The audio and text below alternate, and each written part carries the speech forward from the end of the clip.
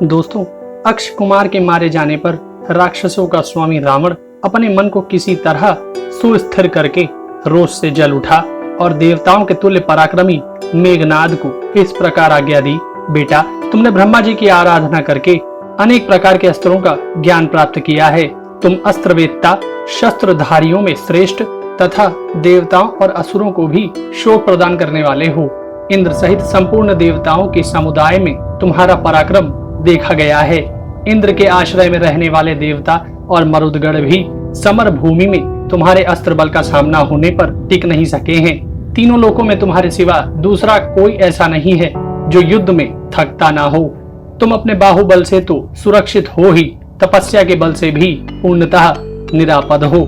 युद्ध में तुम्हारे विरोचित कर्मों के द्वारा कुछ भी असाध्य नहीं है। त्रिलोकी में एक भी ऐसा वीर नहीं है जो तुम्हारी शारीरिक शक्ति और अस्त्र बल को ना जानता हो। युद्ध स्थल में तुमको पाकर मेरा मन कभी खेद या विषाद को नहीं प्राप्त होता, क्योंकि इसे यह निश्चित विश्वास रहता है कि विजय तुम्हारे पक्ष में होगी। मुझ में जो तीनों लोकों पर विजय पाने की शक्ति है वह तुम ही में है। उस वायुपुत्र हनुमान की गति अथवा शक्ति का कोई माप तौल या सीमा नहीं है। वह अग्नितुल्य तेजस्वी वानर किसी साधन विशेष से नहीं मारा जा सकता। इस बात पर अच्छी तरह विचार करके प्रतिपक्षी में अपने समान ही पराक्रम समझकर तुम अपने चित्त को एकाग्र कर लो। सावधान हो जाओ। अपने इस धनुष के दिव्य प्रभाव को याद रखते हुए आगे बढ़ो और ऐसा पराक्रम दिखाओ जो खाली ना जाए। अपने पिता राक्षस राज रावण के इस वचन को सुनकर देवताओं के समान पराक्रमी मेघनाद ने युद्ध के लिए निश्चित करके जल्दी से अपने स्वामी रावण की परिक्रमा की। तत्पश्चात संग्राम भूमि की ओर जाने के लिए राजमहल से बाहर निकला और तीव्र गति तथा तीखे दाढ़ों वाले 4 सिंहों से जुते हुए रथ पर आरूढ़ हुआ और धनुर्धरों में श्रेष्ठ व रथी वीर रथ के द्वारा शीघ्र उस स्थान पर गया जहां हनुमान जी उसकी प्रतीक्षा में बैठे थे। उसके रथ की घरघराहट और धनुष की प्रत्यंचा का गंभीर घोष सुनकर हनुमान जी अत्यंत हर्ष और उत्साह से भर गए। रथ पर बैठकर आते हुए मेघनाद को देखकर हनुमान जी ने बड़े जोर से गर्जना की और अपने शरीर को बढ़ाया। युद्ध में निर्भय होकर आगे बढ़ने वाले वे दोनों हनुमान जी तथा मेघनाद परस्पर वैर बांधकर देवराज इंद्र और दैत्यराज बलि की भांति एक दूसरे से भिड़ गए। हनुमान जी विशाल शरीर धारण करके अपने पिता वायु के मार्ग पर विचरने लगे और मेघनाद के बाणों के महान वेग को व्यर्थ करने लगे। हनुमान जी बारंबार मेघनाद के बाणों के सामने आकर खड़े हो जाते और फिर दोनों हाथ फैलाकर बात की बात में उड़ जाते थे।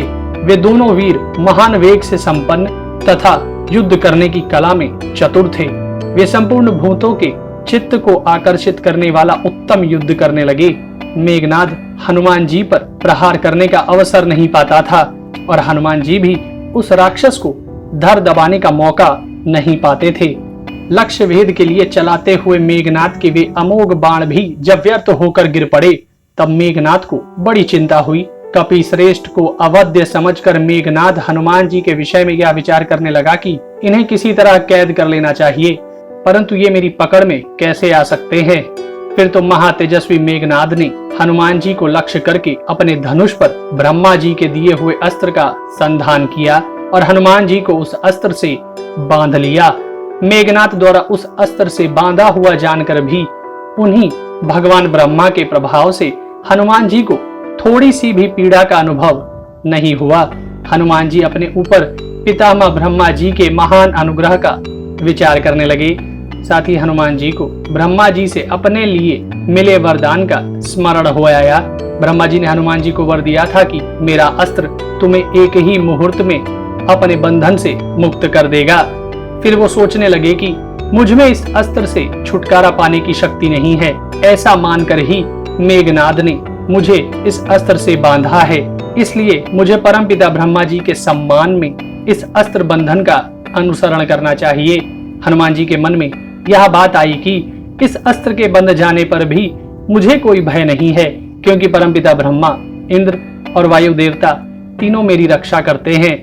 हनुमान जी ने यह विचार भी किया कि राक्षसों द्वारा पकड़े जाने में भी मुझे महान लाभ ही दिखाई देता है, क्योंकि इससे मुझे राक्षस राज रावण के साथ बातचीत करने का अवसर मिलेगा। ऐसा निश्चय करके हनुमान जी निश्चेष्ट हो गए।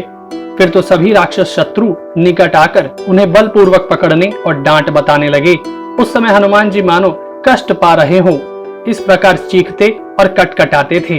राक्षसों ने देखा अब हनुमान जी हाथ पैर नहीं हिला रहे हैं, तब वे हनुमान जी को सुतरी और वृक्षों के वलकल को बटकर बनाए गए रस्सों से बांधने लगे।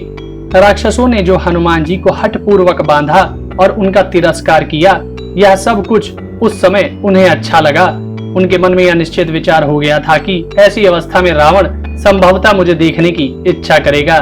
वलकल के रस्से से बंध जाने पर हनुमान जी ब्रह्मास्त्र के बंधन से मुक्त हो गए, क्योंकि उस अस्त्र का बंधन किसी दूसरे बंधन के साथ नहीं रहता। मेघनाथ ने जब देखा कि हनुमान जी केवल रस्सों से बंधे हैं, दिव्यास्त्र के बंधन से मुक्त हो चुके हैं, तब उसे बड़ी चिंता हुई। वह सोचने लगा कि इन राक्षसों ने मेरा किया हुआ काम चौपट कर दिया। इन्होंने मंत्र की शक्ति पर विचार नहीं किया। यह अस्त्र जब एक बार व्यर्थ हो जाता है, तब पुनः दूसरी बार इसका प्रयोग नहीं हो सकता।